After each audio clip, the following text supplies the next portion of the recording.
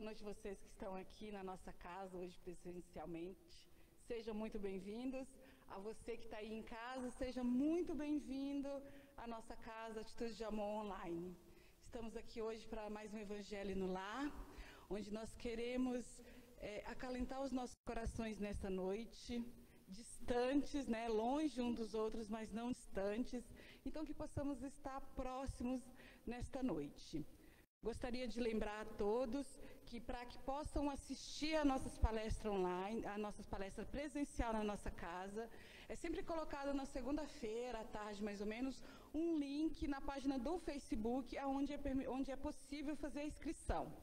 Lembrando sempre que nosso salão só comporta 20 pessoas neste momento pandêmico, então que possamos pensar com carinho, quando eu for fazer a inscrição, para que eu tenha certeza de que estarei presente, para que eu não pegue, assim, um espaço, uma vaga de outra pessoa, Vamos sempre lembrar que a gente vai fazendo um revezamento, para que todos possam estar aqui presentes conosco. Mas se você é do grupo de risco, neste momento, e quer continuar em casa, fique aí também que estaremos juntinhos, tá bom?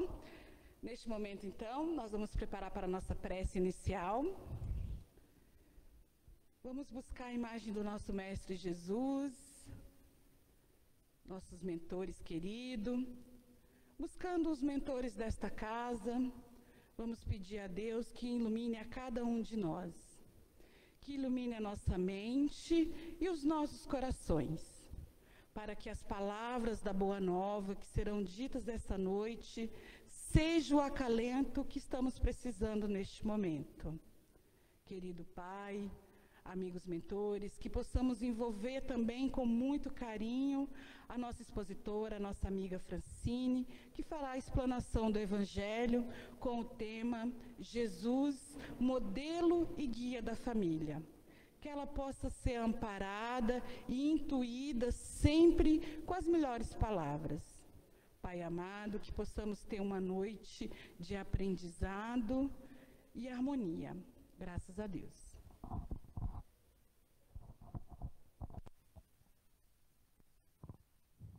Boa noite. Boa noite a todos. Que Jesus, neste momento, acalente o nosso coração e a gente possa sentir a presença amorosa dele em nossas vidas. Para começar o nosso evangelho de hoje, eu trouxe aqui uma inspiração que encontrei lá no livro Boa Nova, livro que nós já conhecemos, que é de psicografia do Chico Xavier, através do espírito de Humberto de Campos. Está lá no capítulo 2, intitulado Jesus e o Precursor. Eu extraí desse capítulo um diálogo de Maria com Marta, sua prima. Elas estão conversando sobre seus filhos. Marta falando sobre Jesus e Maria falando sobre João Batista. Nessa época que se passa esse diálogo, ambos são crianças. Jesus por volta de seus 11, 12 anos e o João Batista um pouquinho mais velho. Elas estão conversando sobre eles, das preocupações deles, de como eles estavam se comportando no mundo. Em dado momento, Maria relata para Marta que, pouco tempo antes, eles tinham ido a Jerusalém, naquele episódio que nós conhecemos, em que Jesus se perde dos pais e vai até o templo. E a Maria relata para Marta que no templo os doutores da lei ficaram entusiasmados com a grandiosidade daquele menino tão pequeno, de 11, 12 anos, com a grandeza dele. Um dos doutores da lei disse a José que Jesus veio para causar certa preocupação nos grandiosos de Jerusalém, o que deixou Maria muito preocupada. Então ela procurou esse mesmo doutor da lei para que esse ajudasse Jesus, o orientasse na sua trajetória, porque como mãe ela tinha o coração aflito. E ela conversa com José sobre isso. Ela está relatando para a prima. E aí ela conta para a prima. No dia seguinte dessa minha conversa, Jesus, tão pequeno, se aproxima de mim e pergunta: mãe, o que queres de mim? Eu acaso já não tenho dado testemunho de que estou em comunhão com Deus? E Maria, ela responde: meu filho, eu apenas estou preocupada com ti, temo pelo seu futuro, temo com o que pode te acontecer. São aflições de mãe, aflição natural de mãe.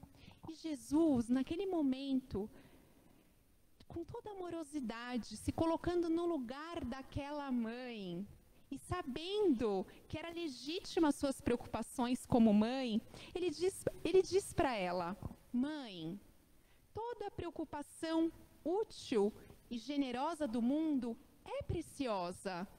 Como quem diz, eu entendo a sua preocupação. Entretanto, eu já estou com Deus. Porém, o meu Pai, Ele deseja de nós a exemplificação que seja boa. E por isso, eu escolherei desse modo a escola melhor. No mesmo dia, embora Jesus soubesse dos planos dos doutores da lei para ele se aproxima de José e humildemente pede para José se José não poderia ensinar a ele o ofício da carpintaria. Isso, Maria conversando com Marta. E naquele momento, Jesus estava querendo nos ensinar que a melhor escola para Deus é o lar e o esforço próprio. E Maria continua dizendo: a partir de então, ele começou a aperfeiçoar a madeira na oficina, empunhar um martelo, enchendo a casa de ânimo com a sua doce alegria. Nós não temos muitos relatos de Jesus na sua vida da infância. Com essa obra, nós compreendemos que ele estava com a sua família. Como ele disse, que é a melhor escola. Nessa passagem, Jesus, ele nos mostra a importância do convívio com a nossa família material. Na semana passada, a Cris fez uma palestra, não sei se todos puderam ver. Aqueles que não puderam, ela está ali no feed, é só rolar na nossa página do Facebook que vai encontrar a palestra e pode assistir, ela está disponível. Mas a Cris veio na semana passada com o Evangelho dizendo sobre a família material e a família espiritual. Ela explicou qual que é a nossa família material e qual que é a nossa família espiritual. E nesse Evangelho, ela nos deixou muito claro da importância do convívio com a nossa família material, a nossa família consanguínea, para o nosso progresso e para a nossa evolução espiritual. Corroborando com esse ensinamento que Humberto de Campos nos traz na Boa Nova. Não somente ele, os benfeitores espirituais nos trazem também uma reflexão no mesmo direcionamento.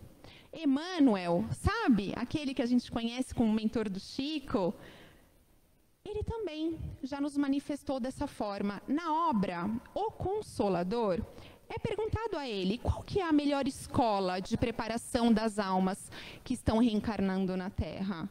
E Emmanuel, com a sua grandiosidade espiritual, ele nos diz: a melhor escola ainda é o lar. Por quê? Porque é no lar que a criatura deve receber as bases do sentimento e do caráter. Emmanuel segue explicando que os estabelecimentos de ensino, as escolas, as faculdades, elas podem sim ajudar na instrução intelectual do espírito. Porém, somente o Instituto da Família é que pode educar o ser imortal. É que pode trabalhar o campo dos sentimentos daquele espírito que está reencarnando. Somente o lar é capaz de edificar o homem. Então, nós temos que o berço doméstico, ele é a nossa primeira escola, é o nosso primeiro templo.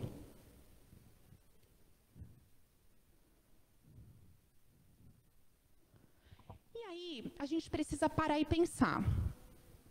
Dada essa grandiosidade, dessa necessidade do convívio com a família, não existe um modelo mais seguro do que não Jesus do que não seguir o Mestre. Para que a gente possa trabalhar o sentimento e o caráter desse espírito que está reencarnando, não existe caminho melhor do que Jesus.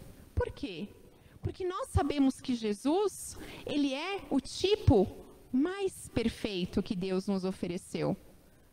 Jesus é aquele espírito que tem todos os caracteres de perfeição moral. É ele que nos mostra o caminho e que nos ensina como devemos ser. Então não há outra forma de educarmos o sentimento e o caráter, senão através dos ensinamentos do Mestre Jesus. Muitas vezes nós falamos assim, mas Jesus não dá, Jesus ele é um espírito muito grandioso, está muito distante de mim. Mas não é assim. Nós temos que enxergar Jesus como um amigo, um verdadeiro amigo, que quer nos mostrar o caminho para que os nossos fardos sejam mais leves, que quer nos mostrar o caminho para que as nossas dificuldades sejam aliviadas. Só que como um bom amigo, ele vai nos mostrar o caminho, deixando que nós escolhamos se queremos ou não. Ele nos mostra e nos deixa livre para fazer essa escolha. Sempre é um convite. Quando a gente pensa em Jesus, logo, quando a gente pensa em toda a trajetória que ele teve entre nós, logo o que resume a doutrina dele, aquilo que ele nos veio ensinar, é o amor, não é? A gente pensa em Jesus e logo a gente faz essa conexão com o amor. Porque Jesus já compreendia as leis de Deus e ele era o amor puro, a lei de amor, justiça e caridade. Mas às vezes parece que é muito simplório a gente dizer que o que resume Jesus é o amor. É o amor. Mas não é simplório, porque o amor é aquela virtude, aquele sentimento que abrange todas as outras virtudes. É o amor que nos permite perdoar, é o amor que nos permite compreender, é o amor que nos permite enxergar o outro num processo na sua caminhada. É o amor que desperta em nós a alegria. É o amor que nos move e engloba todas as outras virtudes, todos os outros sentimentos, da mansidão, da paciência, da tolerância. É o amor. E quando nós pensamos no amor, esse sentimento tem um poder imensurável. O amor, quando bem compreendido, ele é capaz de acessar lugares da nossa alma que nenhum outro sentimento é capaz. O amor transforma, o amor liberta, o amor renuncia. Só para elucidar, tem um exemplo. Lá no livro Nosso Lar, de autoria de André Luiz, também psicografado pelo Chico, nos é relatado, a gente sabe que esse livro relata a história de André Luiz. Ele desencarna, vai para o mundo espiritual, e aí ele começa a narrar os acontecimentos na vida espiritual. E, dado momento, ele encontra com a mãe dele. A mãe de André Luiz vivia em esferas superiores do que a nossa. Já era um espírito num grau evolutivo maior, ela já tinha alcançado um patamar superior. E olha que incrível. André Luiz pergunta sobre o pai dele. Ela diz que o pai estava em zonas de sofrimento, porque ele cometeu equívocos na vida material, se desviou do caminho, se envolveu com mulheres em relações extraconjugais. Então, ele estava num local de sofrimento, junto com essas mulheres.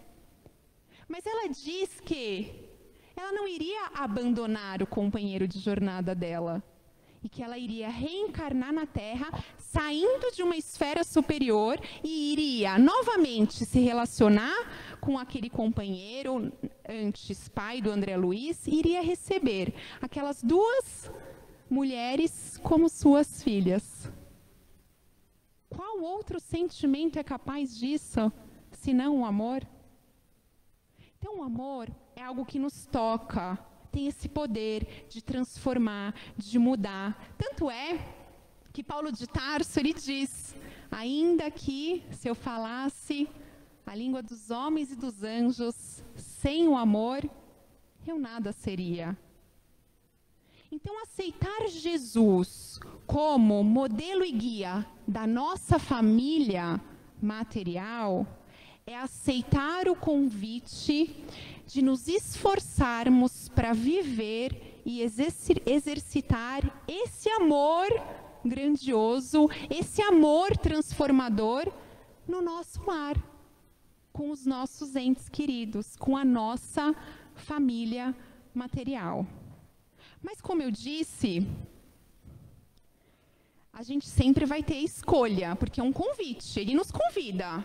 Então, nós temos a opção de cultivar o amor dentro dos nossos lares, e assim fazendo, nós vamos manter um ambiente mais prazeroso, um convívio mais harmonioso, uma paz dentro do nosso lar, trazendo o alívio que o nosso espírito clama, tendo no lar doméstico um refúgio diante de tantas atribulações do mundo externo.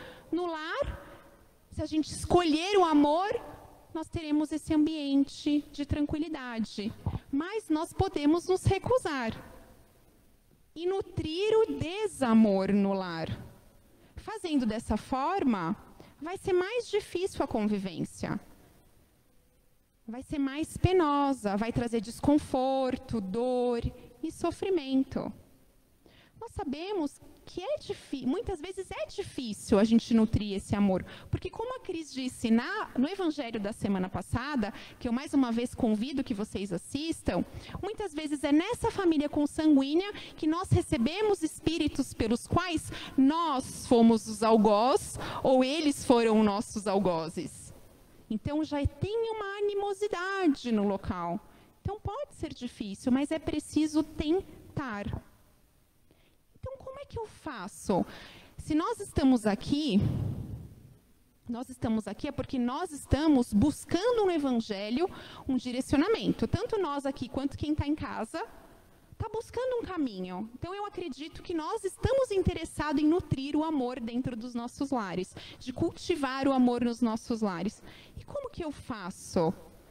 Não existe receita. Né? Jesus é um modelo, porque ele já imprime nele todas as qualidades morais e ele mostra o caminho. Ele é o caminho, a verdade e a vida. Então, não tem uma receita de um bolo pronto, faz assim, faz assim, faz assim. É uma construção.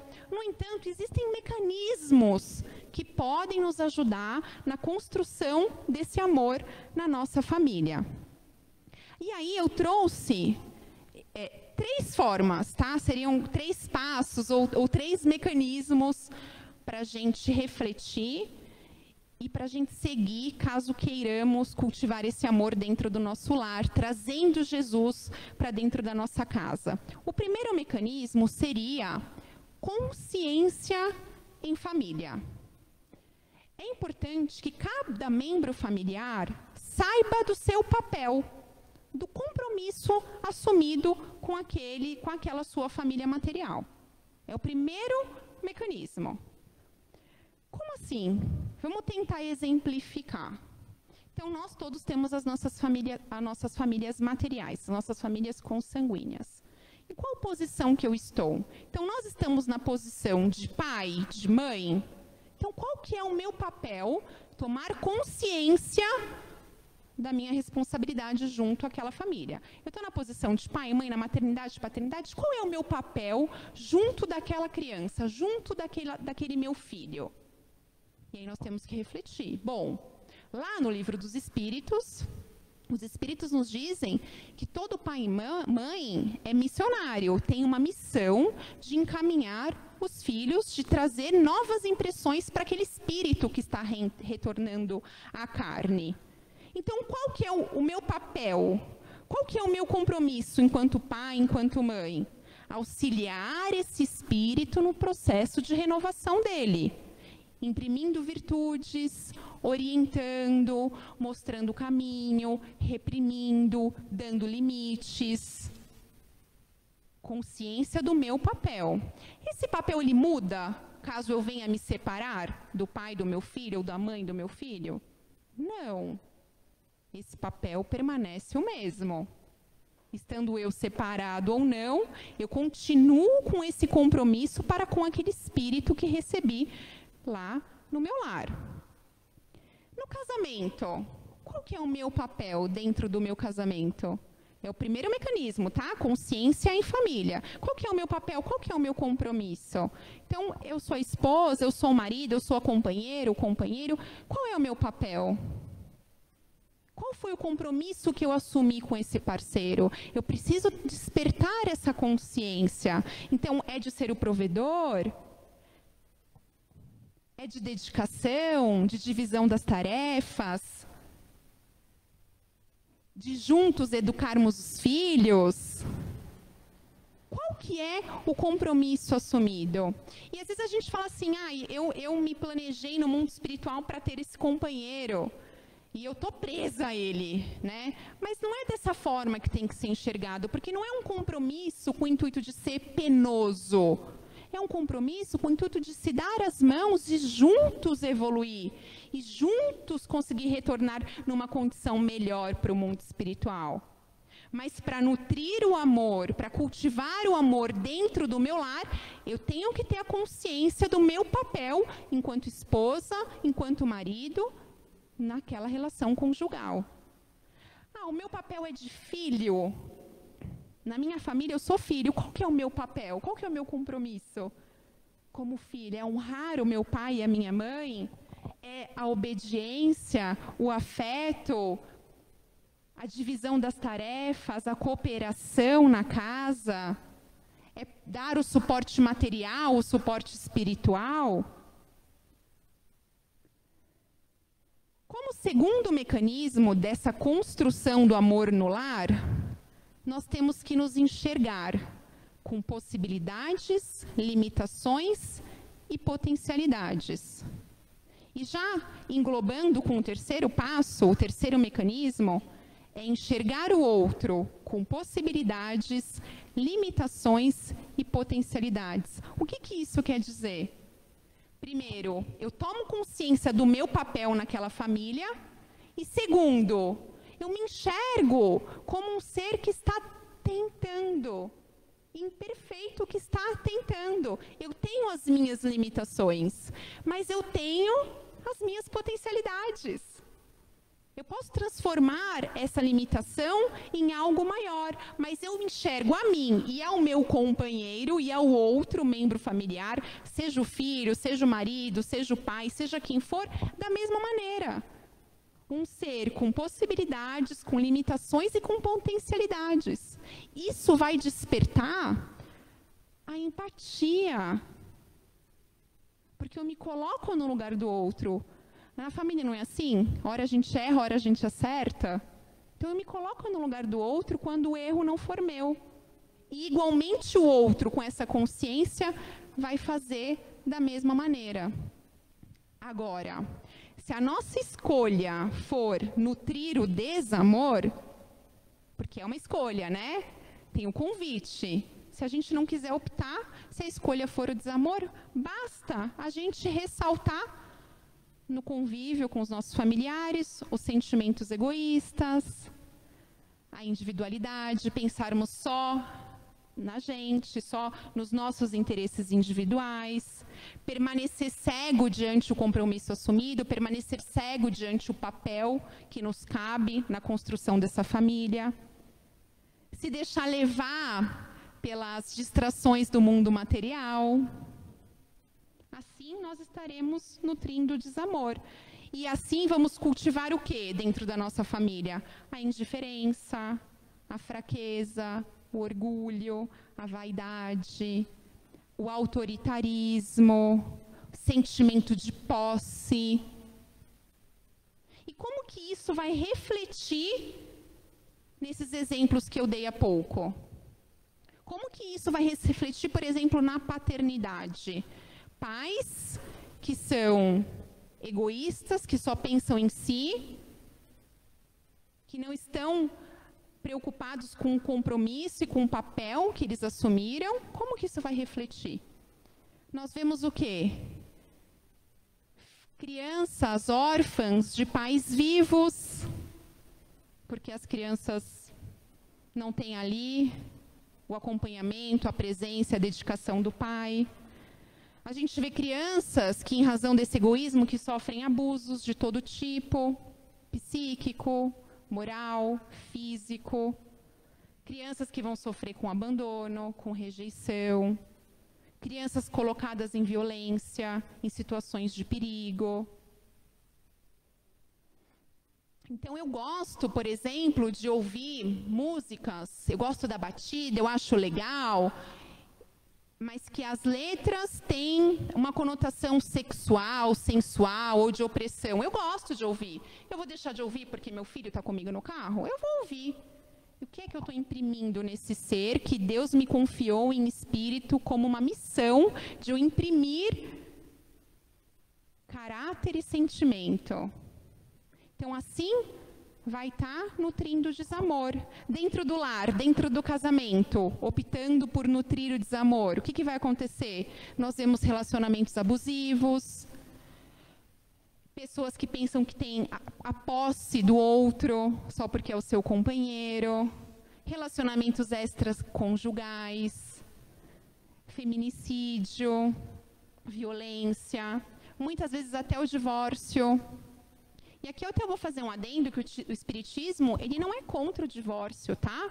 Ele não repudia, ao contrário, o Espiritismo diz que quando aquela relação está tão conturbada, especialmente nos casos de violência, é preferível adiar o compromisso do que agravar a situação. Para por aqui, cada um vai seguir a sua vida, vai se fortalecer espiritualmente, quando estiverem melhor, eles retornam, para que não agrave aquela situação. Então, é isso que vai acontecer num casamento. Essa confusão de relações tóxicas, doentias.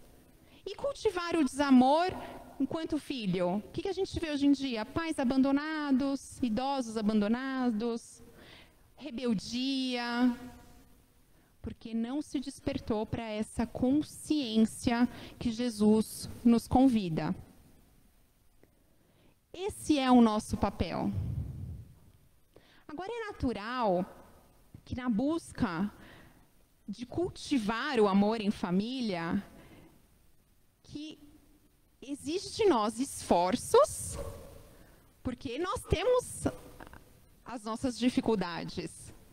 Quem aqui é pai e mãe sabe, é difícil manter a paciência o tempo todo, né?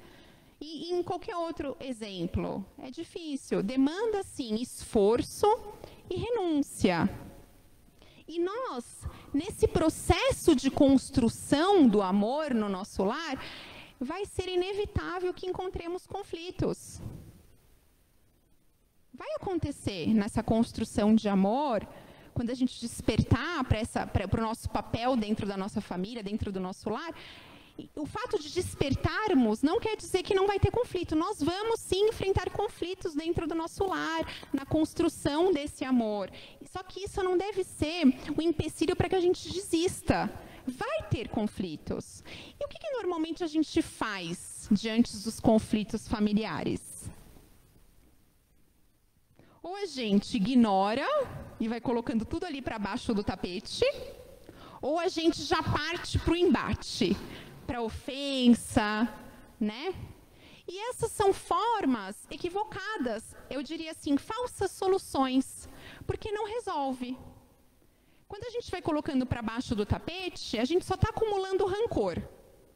Uma hora a gente explode e a coisa fica feia. Ou então, aqueles que não explodem, vem a ciência aí nos falar sobre as doenças psicossomáticas, né? O nosso corpo fala, a gente não consegue verbalizar, expressar e o nosso corpo reage. Ou então, quando a gente opta pelo embate, piora a situação, porque aí é raiva, é ódio, é separação, as famílias brigam, nunca mais se falam, aí tem que trabalhar, prejudica e piora aquela construção do amor. Então, não são soluções que nós devemos buscar enquanto estivermos na construção desse amor nos nossos lares. Jesus, no texto de Mateus, capítulo 18, versículo 15 a 18, ele nos orienta a, diante do conflito, enfrentarmos o problema. E como? Ele diz, busca o diálogo. Ele ainda diz assim, tá com problema lá, tá com problema? Pega aquela pessoa que você tá com problema, só vocês dois, sem interferência de ninguém, e conversem, busquem no diálogo, assim que nós vamos estar nutrindo esse amor. Ouça o outro, se coloque no lugar dele, entenda. Então, não é pegar o filho, por exemplo, que fez algo errado e esculachar a criança na frente das pessoas. Pega essa criança no canto, recolhe, conversa, explica o porquê que não foi correto. Mostra o caminho, busquem no diálogo a solução daquele conflito. Jesus vai mais além. Se não conseguirem essas duas partes resolver, busca a intervenção de um terceiro. Às vezes, um membro da família, que está mais equilibrado, às vezes um representante religioso que possa intervir. É mais trabalhoso a gente ir, conversar, buscar, mas é a única forma de trazermos a paz para as relações familiares. E é dessa maneira que nós devemos buscar. Parece muito difícil? Aí nós temos o Evangelho, que é a boa nova que Jesus nos deu. O Evangelho, as Escrituras estão ali com o objetivo de nutrir a nossa alma. De naquele momento que estiver muito penoso, muito difícil, que a gente não encontra o caminho, a gente se socorrer ao Evangelho, buscando nutrir a nossa alma, buscando nos fortificar, pedindo sabedoria para enxergarmos a solução. Que Jesus não nos desampara, Ele está conosco o tempo todo. E o convite dele é que a gente nutra esse amor transformador, de renúncia, capaz de modificar. E como é difícil, Ele deixa aí o Evangelho dele para a gente se nutrir, sair mais fortalecido e encontrar o caminho que nos leve ao alívio, que nos leve à libertação. É muito curioso que a benfeitora espiritual Joana de Ângeles, lá no livro SOS Família, psicografia do Divaldo, ela diz assim: dedica uma das 7 noites da semana ao culto do Evangelho no lar, a fim de que Jesus possa pernoitar em tua casa. Prepara a mesa, coloca água pura, abre o Evangelho, distende a mensagem da fé, enlaça a família e ora. Jesus virá em visita. Então, fazendo esse estudo do Evangelho com os nossos familiares, nós vamos despertar em nós e em cada um deles essa força que nos fará nutrir o nosso espírito para que a gente siga nesse processo e nessa construção de nutrir o amor dentro dos nossos lares. E assim, perdoar. E assim, ter paciência. E assim, ser tolerante. E assim, melhorar o convívio com aqueles que nos cercam, que são aqueles que têm um compromisso maior conosco. Porque como a Cris disse, né, na família espiritual, o amor já está tão grande que a gente nem precisa mais vir na mesma família. A gente se enxerga em outras famílias e se reconhece, e tem aquela amizade, aquele apoio. Já desenvolveu o amor.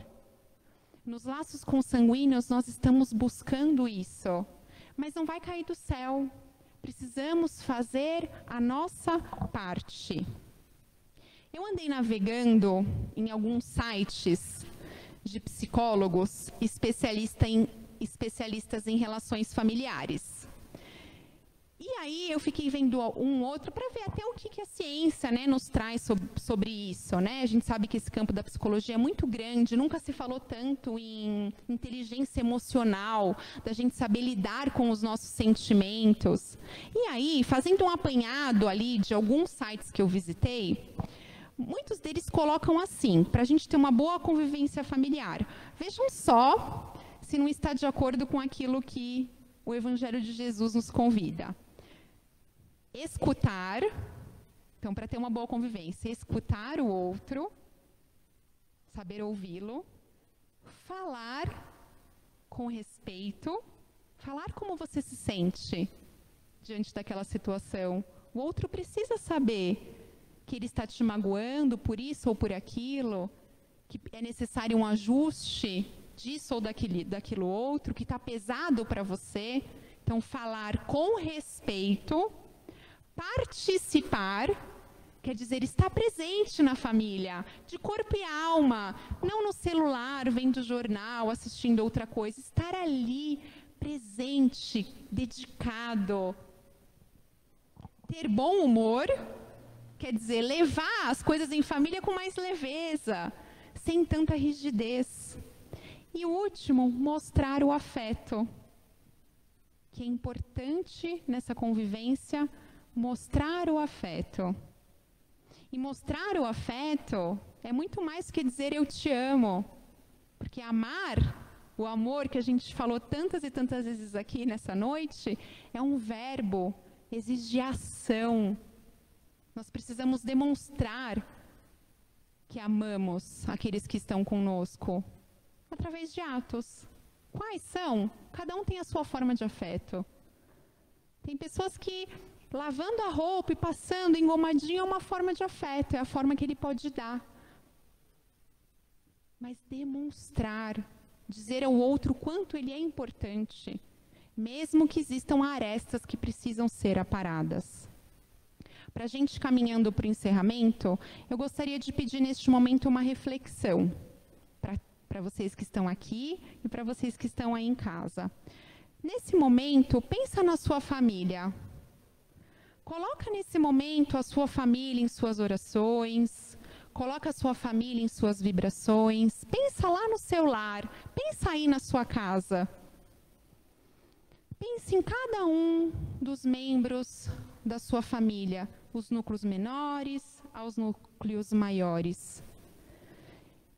E se pergunte, como que tem sido o relacionamento com os seus familiares? Você é uma pessoa querida na sua casa? Você é uma pessoa que está cultivando o amor dentro da sua família? Faz essa reflexão. Olha para dentro de você. Depois que você pensar, procure identificar o que você poderia fazer de melhor para eles.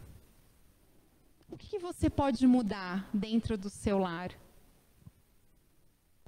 E aí, se comprometa consigo mesmo para tentar fazer o melhor, sempre no limite das suas forças, mas se comprometa. Para encerrarmos definitivamente, eu trouxe aqui uma frase de Madre Teresa de Calcutá, que ela diz assim: quer fazer algo para promover a paz mundial?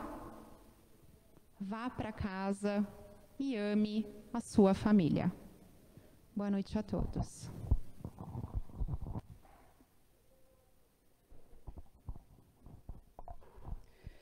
Pessoal, só lembrando, para quem quiser assistir alguma de nossas palestras que já foi passado e que não quiser ficar rolando lá o feed, né, Fran? Nós também temos um canal aqui da nossa casa no YouTube. Então, todas as palestras, depois de alguns dias, elas sobem para o YouTube. Às vezes a tecnologia lá está melhor, o som está melhor. Então, você que está em casa, quiser assistir alguma, vocês que estão aqui no salão, quiser assistir algumas que passou, vai lá no YouTube, aproveita, se inscreva no canal, né? Curte lá as palestras para que a gente possa também ter o crescimento aí da nossa casa, ok? eu gosto de lembrar que essa primeira parte da nossa prece é a prece do passe. É uma prece onde nós pensamos em nós, onde nós estamos pedindo em nós. Lembrando que nós, para ajudarmos outras pessoas, é preciso que estejamos bem. Se eu não estou bem, como que eu posso ajudar outra pessoa a ficar bem? Então, nós nos concentramos em nós, para que possamos nos melhorar, nos equilibrarmos e aí podermos ajudar os outros. E aí, a segunda parte das vibrações é quando nós pensamos no nosso semelhante, nos nossos amigos, ok? Então, neste momento, serenando nossos corações e, mais uma vez, buscando a imagem do nosso Mestre Jesus. Um Jesus vivo, alegre, abraçando a cada um de nós. Vamos nos concentrar também e nos sintonizar com os mentores desta casa, com os mentores deste trabalho, com os nossos mentores. Pedindo ao Pai que sejamos neste momento envolvidos em energias salutares, em energias de saúde, para o nosso corpo físico, pedindo que as nossas células malsãs, as nossas células doentes, possam nesse momento serem trocadas por células novas, que possamos receber, através do nosso coronário e nossa corrente sanguínea, o remédio que necessitamos neste momento. Pai amado, que essas energias, além de melhorar as nossas células, o nosso físico, também neste momento, acalente o nosso coração, abrande a dor que estamos sentindo neste momento, que possamos sentir aliviados e amparados. Querido Pai, nessa mesma corrente de amor, vamos fazer as nossas vibrações envolvendo o nosso planeta, envolvendo o nosso país e o nosso bairro. Que essas vibrações de amor cheguem neste momento aos hospitais, aos cárceres, principalmente aonde mais necessitar neste momento. Que juntos nesta corrente de amor, em forma de vibração, possamos levar o teu amor, para que todos os teus filhos, as tuas criaturas, possam neste momento receber sempre a melhor energia. Que as vibrações possam chegar aos nossos lares e aos nossos vizinhos, purificando ali o nosso lar, deixando em harmonia a nossa casa física e a nossa família, o nosso lar. Querido Pai, que possamos neste momento agradecer pela oportunidade de estarmos aqui juntos em Teu nome, que possamos estar juntos na próxima semana. Para você que está aí em casa, continue em segurança, na paz do Senhor. Para vocês que estão aqui no nosso salão, que possam retornar aos seus lares em muita paz e harmonia. Graças a Deus.